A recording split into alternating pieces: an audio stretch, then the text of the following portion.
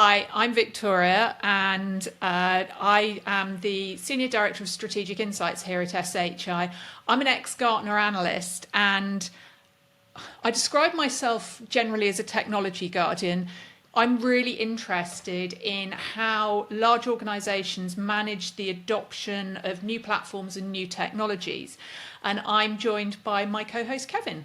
Hi, Victoria. You look great.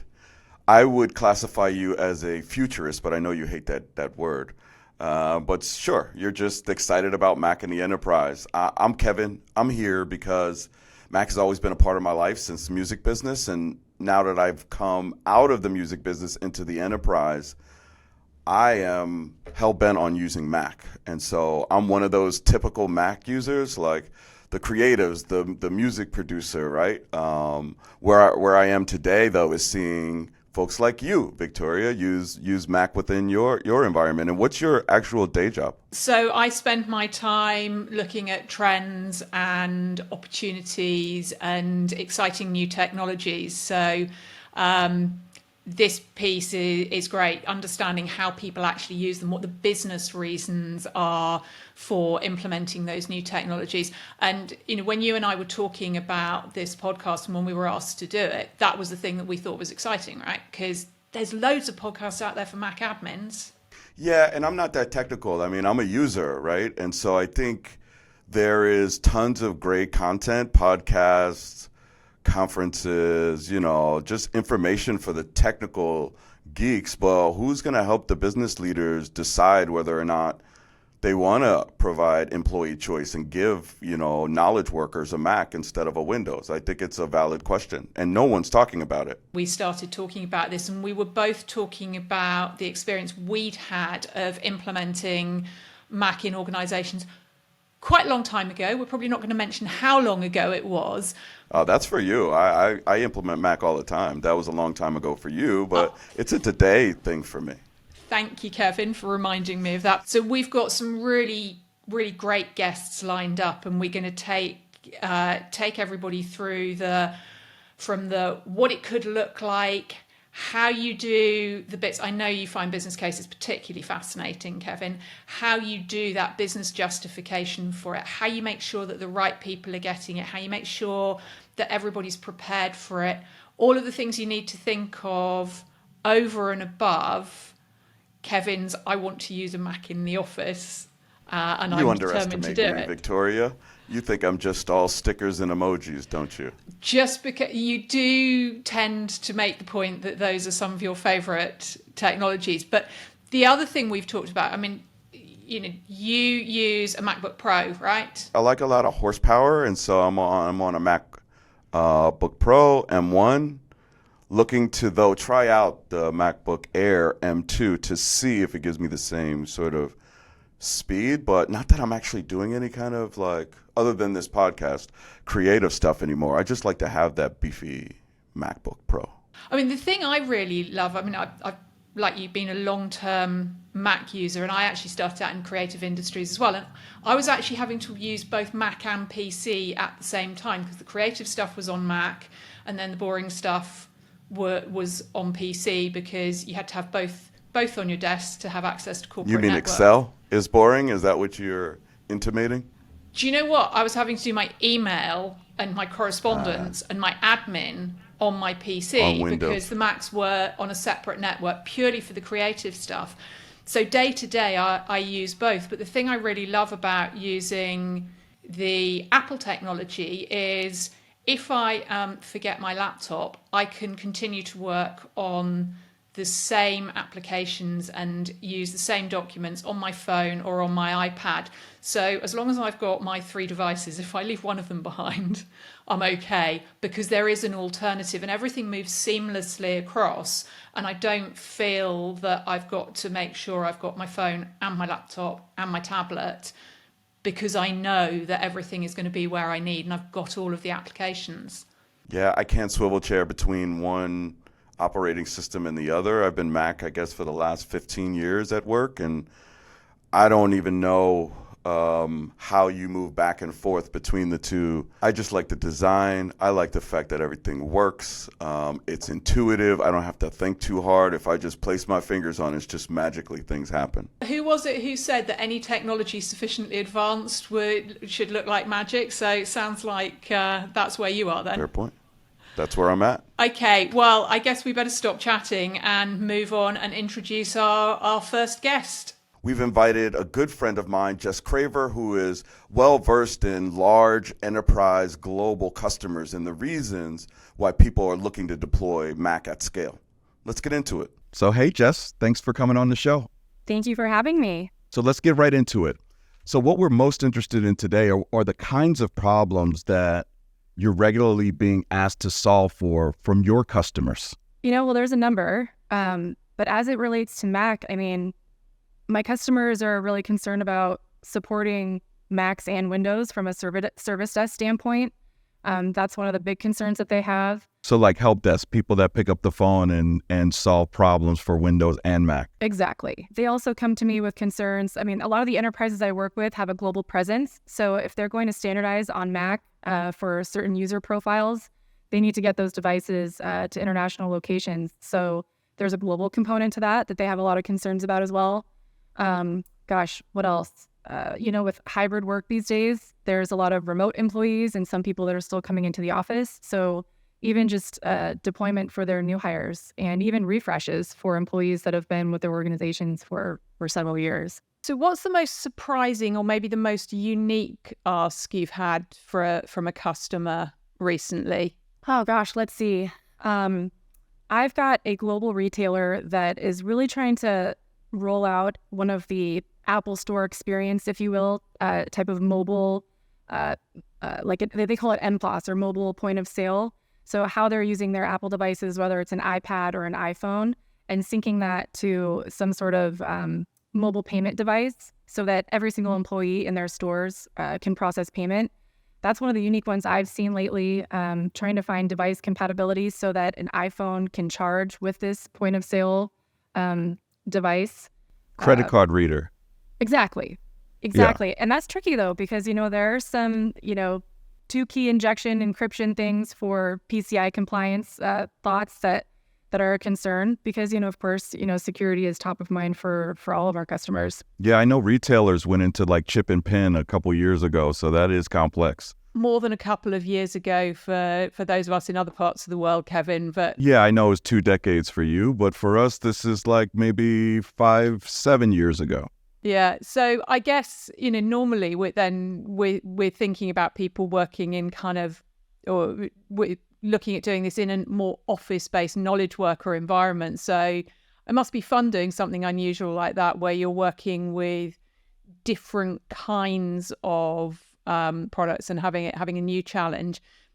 What have been the business benefits from the change for the customer? Sure. Well, I think for the retailer verticals specifically, it's just enabling their employees to process payment to almost any customer that walks into the store. So the real tangible business outcome is increase in revenue, for their high seasons when they're seeing a lot of foot traffic during, the holidays, for example. Can't argue with that one, can you? Very tangible, positive outcome that's worth the investment, in these Apple devices. That makes sense that retailers want to have the Apple Store-like experience, but talk about some of your Silicon Valley technology companies, customers. Are they still using Mac as sort of a status symbol in that area? Hey, Kevin, we were talking about business reasons. I know you like your shiny stuff, but it's not all about the shininess, is it? No, it's the look and feel. People want to be cool in California. He's onto something though, because with the competitive landscape, especially here in Silicon Valley,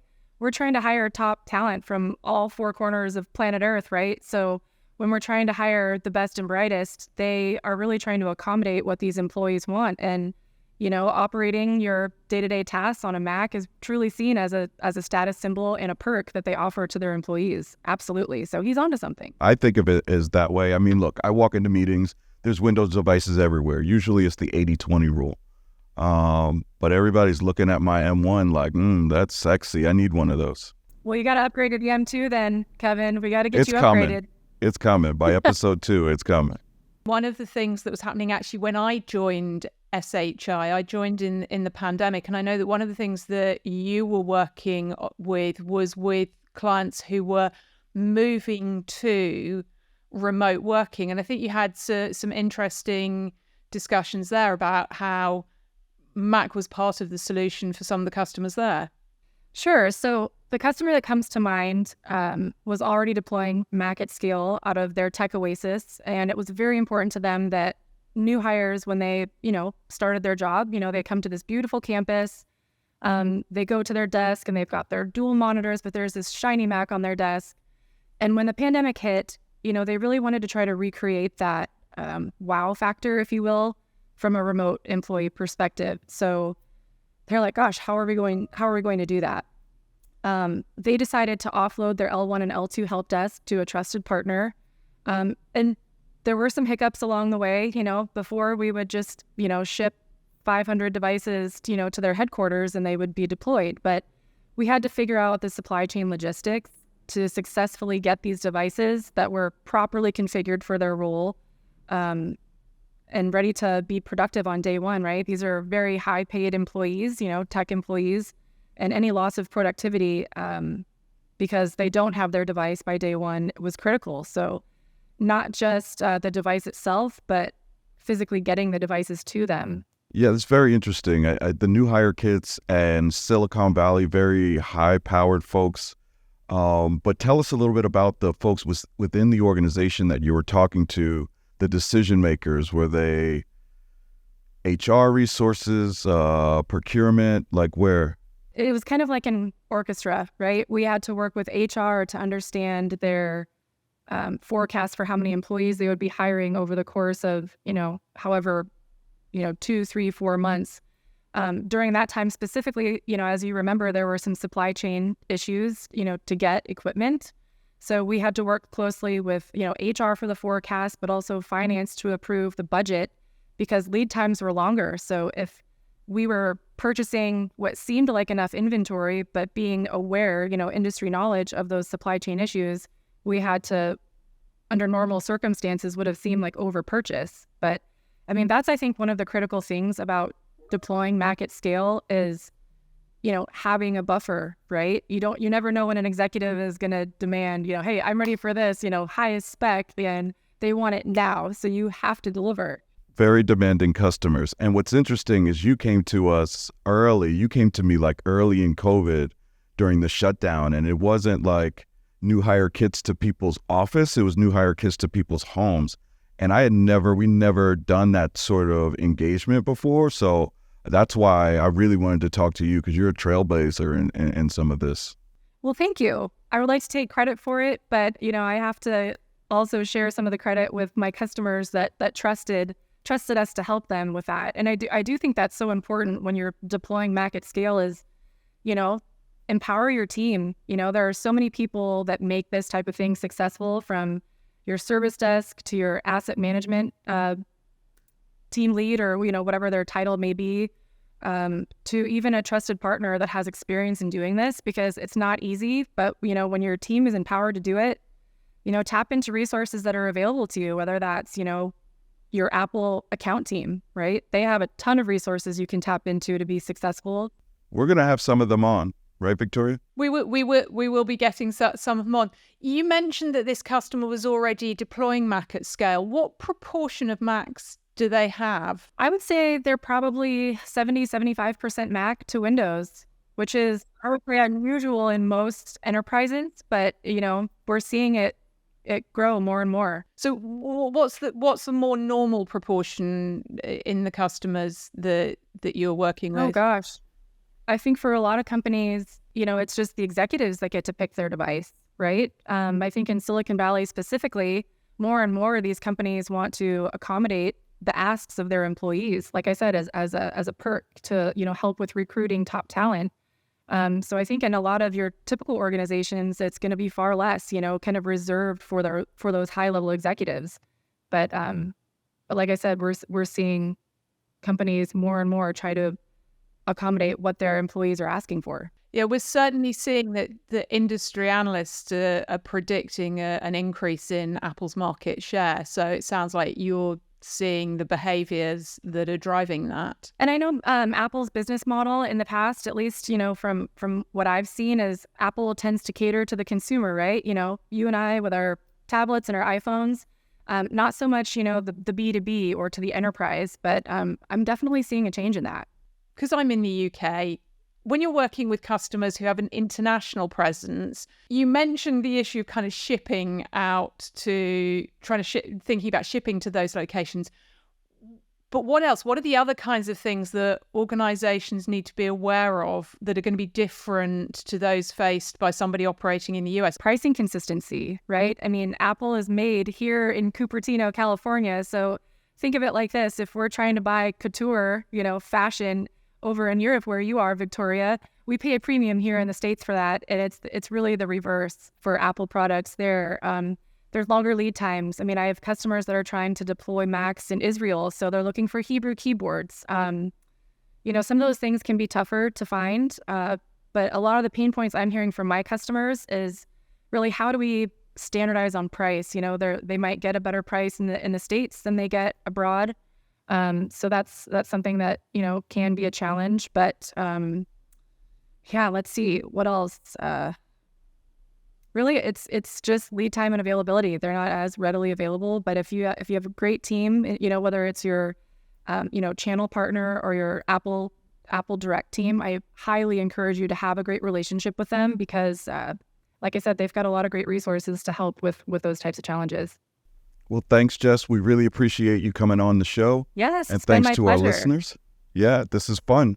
We can't finish today without touching on last week's announcement from Wanderlust. It's really good to see that the iPhone 15 has business benefits that include things like improved call quality with voice focus so that the background noise is cut out and you can concentrate on the conversation.